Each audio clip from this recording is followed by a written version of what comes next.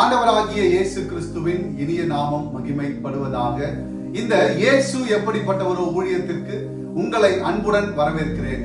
இந்த நாளிலும் நாம் ஒரு வேத வசனத்தை தியானிக்க போகிறோம். தொடர்ந்து யோவான் 17ஆம் அதிகாரம் முழுவதுமாய் வாசிக்கும்படி நாம் ஒவ்வொரு நாளும் ஒரு வசனத்தை தியானித்து வருகிறோம். இன்றைக்கும் யோவான் 17ஆம் அதிகாரம் 8ஆம் வசனத்திற்கு நேராக நாம் கடந்து வந்திருக்கிறோம். இந்த வசனம் இப்படியாய் சொல்கிறது: நீர் எனக்கு கொடுத்த வார்த்தைகளை நான் அவர்களுக்கு கொடுத்தேன், அவர்கள் அவைகளை ஏற்றுக்கொண்டு நான் உம்மிடத்திலிருந்து புறப்பட்டு வந்தேன் என்று நிச்சயமாய் அறிந்து நீர் என்னை அனுப்பினீர் என்று விசுவாசித்திருக்கிறார்கள். எனக்கன்பானவர்களே, நம்முடைய இயேசுவானவர் தேவனோடு கூட சில காரியங்களை பேசுகிறார். எனக்கன்பானவர்களே, தேவனாகிய கர்த்தர் இந்த பூமியிலே நமக்கு இயேசுவை கொடுத்தார். கொடுத்த அவருக்கு இந்த பூமியில நடக்கிற எல்லா காரியமும் தெரியும். ஆனாலும் நம்முடைய இயேசுவானவர் அவரோடு கூட உள்ள உறவை நமக்கு வெளிப்படுத்துகிறார். அவரோடு கூட பேசுகிறார். இந்த உலகத்திலே நீர் எனக்கு கொடுத்த உம்முடைய வார்த்தைகளை நான் அவர்களுக்கு கொடுத்தேன். இன்றைக்கும் இந்த செய்தியை பார்த்து கொண்டிருக்கிற நீங்கள் சற்று கவனிக்க வேண்டிய ஒரு காரியம், நம்முடைய தேவனாகிய கர்த்தருடைய வார்த்தையை இந்த உலகத்தில் வாழ்ந்து கொண்டிருக்கிற ஒவ்வொரு நாளும் நாம் மற்றவர்களுக்கு தெரிவிக்க வேண்டும். அது நம்மேல் விழுந்த கடமை. தேவனாகிய கர்த்தருடைய குமாரன் அதை நேர்த்தியாய் செய்தார். நாமும் அப்படி செய்ய வேண்டும். ஏற்றுக்கொள்ளுகிறவர்கள் அல்லது ஏற்றுக்கொள்ளாதவர்கள் அதை பற்றியெல்லாம் நமக்கு கவலை இல்லை. தேவனாகிய கர்த்தர் காரியத்தை கைகூடி வர பண்ணுகிறவர். அவரே ஜெயத்தை தருகிறவர், ரட்சிப்பையும் அவரே தருகிறவர். நம்முடைய வேலை, நாம் தேவனுடைய வார்த்தையை சொல்ல வேண்டும். தேவனாகிய கர்த்தருடைய வார்த்தை சொல்லுகிறது, நான் உம்மிடத்திலிருந்து வந்தேன் என்று அவர்கள் நிச்சயமாய் அறிந்து.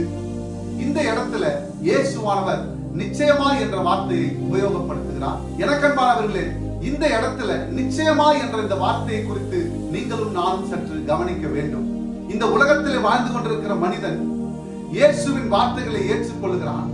அப்படி ஏற்றுக்கொள்ள காரணம், அந்த இயேசுவானவர் இந்த பூமியில வாழ்ந்து கொண்டிருந்த நாட்களில் அந்த வார்த்தையை வைத்து, அந்த வார்த்தையை கொண்டு அவர் செய்த அற்புதங்கள், அவர் செய்த அதிசயங்கள், தேவனுடைய வல்லமை அந்த வார்த்தையின் மூலமாய் வெளிப்பட்டது. நம்முடைய இயேசுவானவர் அந்த வார்த்தையின்படி நடந்தார், அந்த வார்த்தையின்படி கடந்து வந்தார், அந்த வார்த்தையின் மேல் வாஞ்சை உள்ளவராய் காணப்பட்டார். நித்தம் அந்த வார்த்தையை கொண்டு அவர் செயல்பட்டார். அந்த வார்த்தை அவருடைய மாம்சத்தை கட்டுப்படுத்தியது. அந்த மாம்சத்தை அவர் கட்டுப்படுத்தினார். அந்த மாம்சம் சொல்லுகிறபடி அவர் நடக்காமல் தேவனுடைய வார்த்தை சொல்லுகிறபடி நடந்து தேவ சாயலை வெளிப்படுத்தினார். அப்படி தேவ சாயலை வெளிப்படுத்தும் போது அற்புதங்களும் அடையாளங்களும் நடந்தது. அவர் அமைதியா இருக்க வேண்டிய இடத்தில் அமைதியா இருந்தார், பேச வேண்டிய இடத்தில் பேசினார், பொறுத்து கொள்ள வேண்டிய இடத்தில் பொறுத்து கொண்டார், சமாதானம் பண்ணுகிற இடத்தில் சமாதானம் பண்ணினார். அவர் எல்லா ஞானத்தோடும் அறிவோடும் தேவனுடைய வார்த்தை தமக்கு சொன்னபடி அவர் நடந்து கொண்டார். அப்படி அவர் நடந்து கொண்டதினால் மற்றவர்கள் பார்க்கிறார்கள், இவர் உண்மையாகவே நிச்சயமாகவே தேவனுடைய குமாரன் என்று நாம் ஏற்றுக்கொள்ள வேண்டும். இதோ தேவனுடைய வார்த்தை சொல்லுகிற பிரகாரம் இவர் கடந்து வருகிறாரே என்று இந்த வார்த்தை நமக்கு சொல்லுகிறது. அதன் அடிப்படையில் இயேசு சொல்லுகிறார், நிச்சயமாய் அவர்கள் அறிந்து என்று.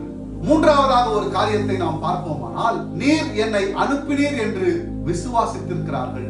எனக்கன்பானவர்களே, தேவனுடைய வார்த்தையின்படியும் தேவனுடைய கட்டளைகளின்படியும் தேவனுடைய கற்பனைகளின்படியும் நடந்து எல்லா விதத்திலும் தேவனை வெளிப்படுத்தியதினால், தேவனுடைய வார்த்தையின் மூலமாய் அற்புதங்களையும் அடையாளங்களையும் செய்தது நிமித்தமாய் இயேசுவை தம் சொந்த இரட்சகராகவும் தேவன் அவரை அனுப்பினார் என்றும் இப்பொழுது விசுவாசித்திருக்கிறார்கள் என்று இந்த வேதம் நமக்கு சொல்லுகிறது. இன்றைக்கும் இந்த செய்தியை கேட்டுக் கொண்டிருக்கிற எனக்கன்பானவர்களே, நம்முடைய வாழ்க்கையில் இந்த 3 காரியத்தை நாம் பயன்படுத்த வேண்டும். முதலாவது, தேவனுடைய வார்த்தையை நாம் மற்றவர்களுக்கு தெரிவிக்க வேண்டும். இரண்டாவது, தேவ வார்த்தையின்படி கற்பனையின்படி கட்டளையின்படி நடந்து அவருடைய சாயலை வெளிப்படுத்தி அற்புதங்களையும் அடையாளங்களையும் செய்கிறவர்களாய், பெற்றுக் கொள்ளுகிறவர்களாய் மாத்திரம் அல்ல, செய்கிறவர்களாய் நாம் காணப்பட்டு சத்ருவின் திட்டங்களுக்கும் மனுஷிக ஆவிகளுக்கும் தந்திரங்களுக்கும் மந்திரங்களுக்கும் எதிர்த்து நின்று, இந்த உலகத்தின் அதிபதியினுடைய திட்டங்களுக்கு எதிர்த்து நின்று தேவனுடைய திட்டத்தில் பிரியமாயும் வாஞ்சையாயும் இருந்து அவரை பிரதிபலிக்கிறவர்களாய் நாம் காணப்பட வேண்டும்.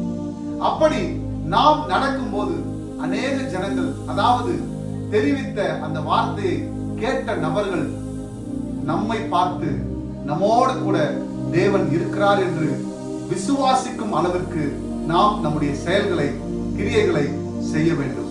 அப்படி உன் வாழ்க்கையில் நீ செய்வாயானால் தேவனாகிய கர்த்தர் உன் வாழ்க்கையை ஸ்திரப்படுத்துவார், சீர்படுத்துவார், பலப்படுத்துவார், ஆசீர்வதிப்பார், மேன்மைப்படுத்துவார், உயர்த்துவார், பெருக பண்ணுவார், எல்லா நன்மைகளையும் உன் வீட்டிலே தங்க பண்ணுவார். இவை யாவையும் நான் செய்ய மாட்டேன் என்று நாம் சொல்லுவோமானால் நம்முடைய வாழ்க்கையில் நமக்கு நேரிடுவது ஐயோ. தொடர்ந்து நாம் இந்த யோவான் 17ஆம் அதிகாரத்தை வாசித்து வருகிறோம். 8 வசனங்களை இன்றைய தினத்தில் வாசித்து முடித்திருக்கிறோம். ஒவ்வொரு நாளும் ஒவ்வொரு வசனத்தை நாம் தியானிக்க போகிறோம். இந்த வசனங்களை நீங்கள் வீட்டிலே வாசித்து பாருங்கள். எனக்கு அன்பானவர்களே, இந்த எல்லா வசனமும் அநேக வார்த்தைகளால் நிரம்பி இயேசு நமக்கு அநேக காரியங்களை கற்றுக் கொடுக்கிற ஒரு வசனம். நம்முடைய வாழ்க்கையை எந்த விதத்திலாவது அது மாற்றி அமைக்கும். நீங்கள் விசுவாசம் உள்ளவர்களாய் தொடர்ந்து இந்த 17ஆம் அதிகாரம் முழுவதையும் வாசித்து முடிக்கும் வரை இதோடு கூட பயணித்து வாருங்கள். தேவனாகிய கர்த்தர் உங்கள் வாழ்க்கையில் ஒரு அற்புதத்தை செய்ய வல்லவராய் இருக்கிறார். Thank you. God bless you.